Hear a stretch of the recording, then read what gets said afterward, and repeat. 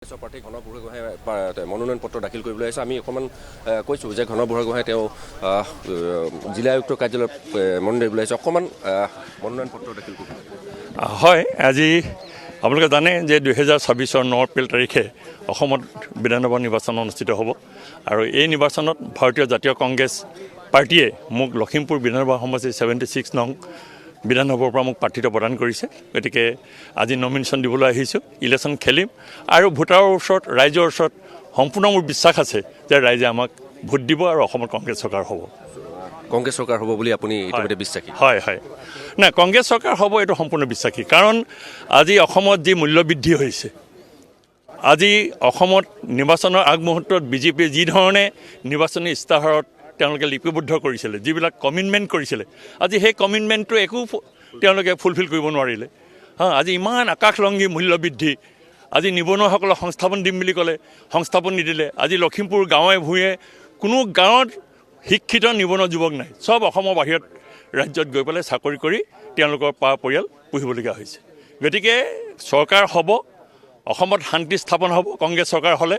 নিবনুৱা সমস্যা আমি দূৰ কৰিম, মূল্যবৃদ্ধি ৰোধ কৰিম। ধন্যবাদ জ্ঞাপন কৰিছে। এয়া হৈছে লখিমপুৰৰ কংগ্ৰেছৰ প্ৰাৰ্থীগৰাকী। ইতিমধ্যে তেওঁ মনোনয়ন পত্ৰ দাখিলৰ বাবে আগবাঢ়ি আহিছে আৰু আমি কৈছোঁ এজন এজনকৈ সকলো আজি যদি ক'ব বিচাৰোঁ যে বিহপুৰীয়াৰ পৰা ৰাম ভূঞাই মনোনয়ন পত্ৰ দাখিল কৰিবলৈ ইতিমধ্যেই সোমাই গৈছে জিলা আয়ুক্তৰ কাৰ্যালয়ৰ ভিতৰলৈ।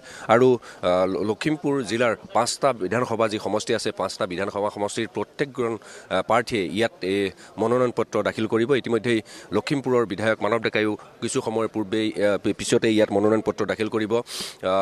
বিহপুৰীয়াৰ বিজেপিৰ প্ৰাৰ্থী বিজেপি ভূপেন কুমাৰ বৰাই ইয়াত মনোনয়ন পত্ৰ দাখিল কৰিব। কেইবাজনো হেভিৱেট প্ৰাৰ্থী ঋষিৰাজ হাজৰিকা, জয়ন্ত খাউণ্ডকে ধৰি সকলোৱে ইয়াত তেওঁলোকৰ মনোনয়ন পত্ৰ দাখিল কৰিব। আৰু আমি কৈছোঁ যে ইয়াত বিশেষ কোনো হুলস্থুলীয়া পৰিৱেশ নাই। প্ৰাৰ্থিত্ব প্ৰদান কৰিবলৈ অহা যিসকল লোক আছে তেওঁলোকৰ কোনো বিশেষ ইয়াত প্ৰচাৰ নাই, কিন্তু এক শৃংখলিতভাৱে এই যিটো মনোনয়ন পত্ৰ দাখিল পৰ্ব, সেই মনোনয়ন পত্ৰ দাখিল পৰ্বৰ ইয়াত হৈ আছে আৰু সকলো ইয়ালৈ আহিছে। আমি কৈছোঁ শৃংখলিতভাৱে আজিৰ দিনটো যাতে সকলোৱে ইয়াত মনোনয়ন পত্ৰ দাখিল কৰিব পাৰে তাৰ বাবে ব্যৱস্থা কৰিছে। আমি চৌপাশৰ যিটো পৰিৱেশ যদি আমি দেখুৱাব বিচাৰোঁ, তেতিয়াহ'লে এজন এজনকৈ যিকেইজন কেণ্ডিডেট ইয়ালৈ আহিছে বা সেইকেইজন কেণ্ডিডেট ইয়ালৈ আহিছে। আৰু আমি ইতিমধ্যে কৈছোঁ যে ইয়াত আৰক্ষী প্ৰশাসন সষ্টম হৈ আছে, যাতে কোনো ধৰণৰ অপ্ৰীতিকৰ পৰিস্থিতি যাতে ইয়াত সৃষ্টি হ'ব নোৱাৰে তাৰ বাবে সকলো সাজু হৈ আছে। আৰু সকলোৱে যাতে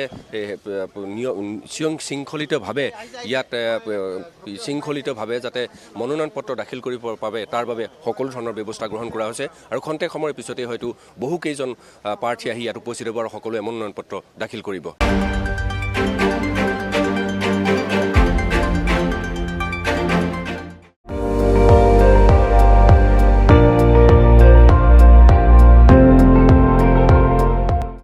আপুনি চাই আছে ND24, সৰ্বশ্ৰেষ্ঠ নহয় সৰ্বোত্তমৰ দৌৰত।